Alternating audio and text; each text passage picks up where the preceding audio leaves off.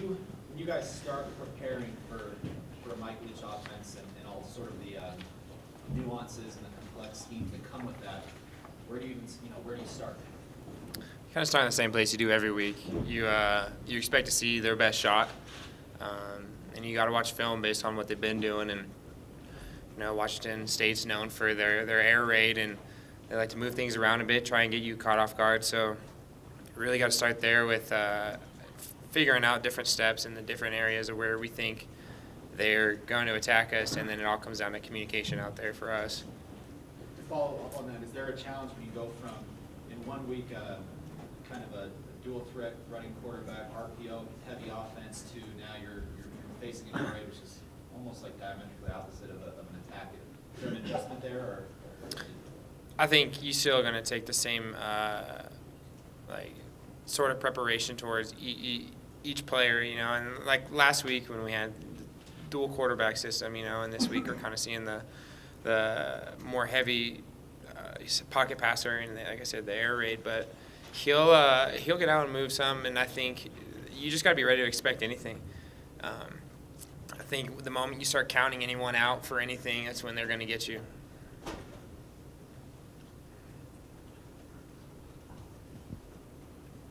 Real quickly, can you just talk about your transition this year and how you feel it's gone? It seems like you've really stepped in there and stepped up for this team.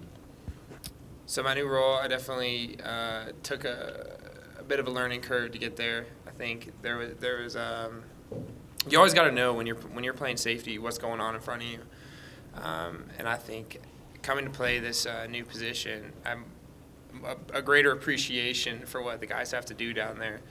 You take a big beating down there, having to take on those lead blockers, those pulling guards, and sometimes it goes your way, sometimes it doesn't.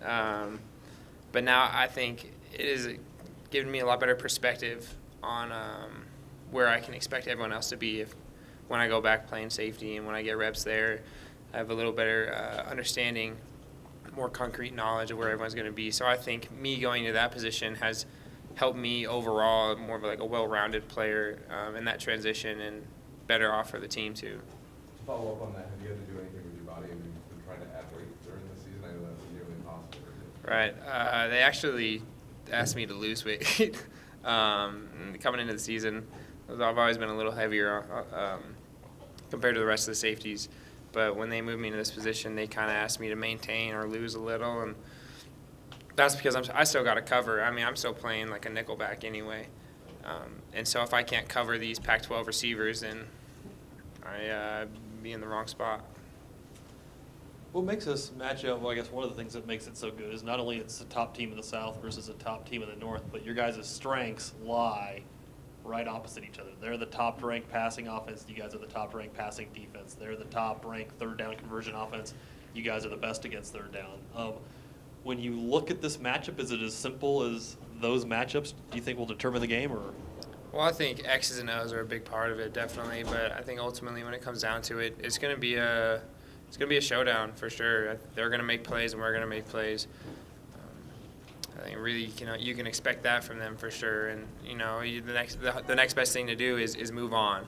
Our coaches talk about one play and clear. So if you have a good play, you have a bad play, it's done. Move on to the next one. Because if we start griping on those mistakes or anything like that, if we can't move on, then we're pretty much hurting ourselves.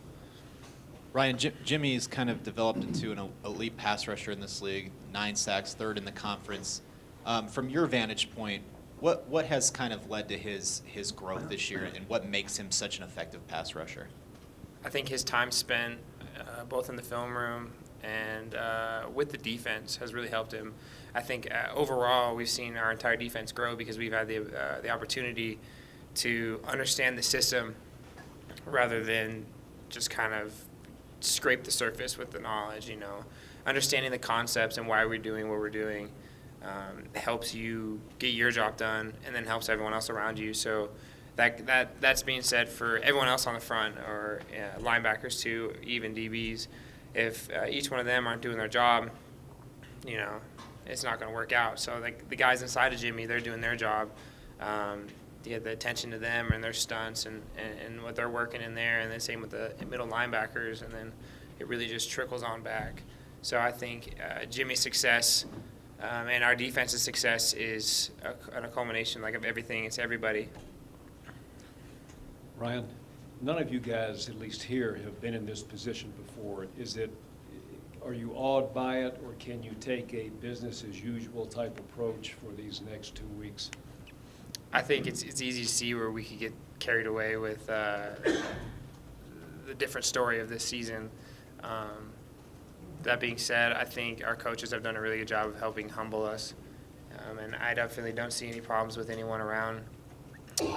People getting carried away personally or in any aspect. So I think that everything is really just going on as it would as if we'd been here before almost. That's kind of how it feels. The confidence is there, so that allows us to play fast, and no one's nervous out there, so really working out. When you watch film of Luke Falk, is he as heady and as cerebral a quarterback as you've seen with his decision-making process and those kind of things? He's a very talented quarterback, and he definitely knows their system. He will know where he's looking first as far as his progression goes, and he definitely can make split-second decisions if something's not there, whether to move out of it or dump the ball off to someone else or checks and whatever he needs to do on their end. To play off your response to BG's question about staying humble, the coach is doing a good job of keeping you there. Your head coach also said you guys have been good, real good, and now it's your time to prove whether or not you can be great. Was that a challenge that resonated with you? Yeah, I think that definitely resonated with me, along with the entire defense. I would say the whole team actually. I can feel that practice has been taken up another notch. You can feel it from the coaches too.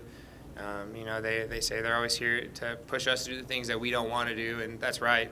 Sometimes when it's the middle of the week, it's Wednesday practice, and the end of the year, maybe you can get caught going through the motions a little bit, and so they'll put you in place, get you back going, light a fire under your rear end, and get something out of you. Ryan, obviously this game is as big a game as any of you that are playing on this team now have been in, with all that is at stake, with the national television audience, with all the hype surrounding the game. Is there an extra feeling of juice in your guys' step this week? Do you guys feel that, or is it really business as usual? How would you describe it? I'd definitely say it's business as usual, but kind of a theme that I felt with the team too. And this isn't us getting carried away, but a certain swagger. You can feel it and you can see it, and how we're kind of carrying ourselves around, And when you go through a couple seasons or a long period of time where you're just getting worked over by everybody, you can feel it. You feel like there's a big cloud over you and whatnot, and it feels like definitely that cloud is gone, and everyone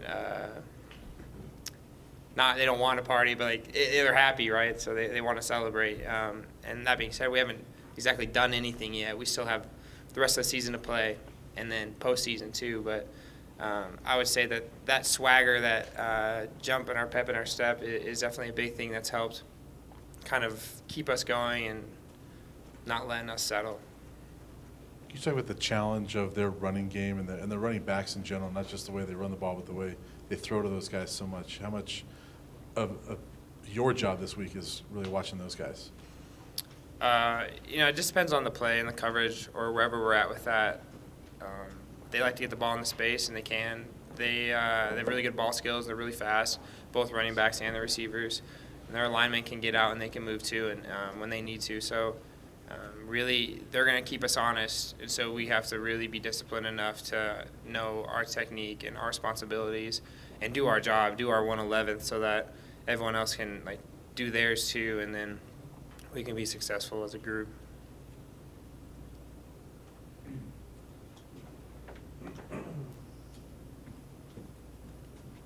When will you start getting that nervous energy or feeling those butterflies in your stomach? Will it happen game day? Will it happen the night before? Do you know? I feel like it's different for a lot of people. Me in particular, I don't really get those anymore. I would say I don't get those because I'm prepared enough and I'm confident enough in my ability. I know we're practicing every week for a test pretty much. You're studying every day, just like you would in school. And when it comes time around for the test, you see that one question on the test or every question, you just, I know that. It's easy. It's just like second nature. And so that's kind of how it is out there for us. And so I know I'm prepared. I know the coaches have done a great job getting us there. And, you know, Coach Levitt always says, I'm the only, or you're the only one that's going to get you ready. So I personally feel that if I have those bugs in my stomach or whatnot, then I'm not ready. Any last questions for Ryan? Thank you.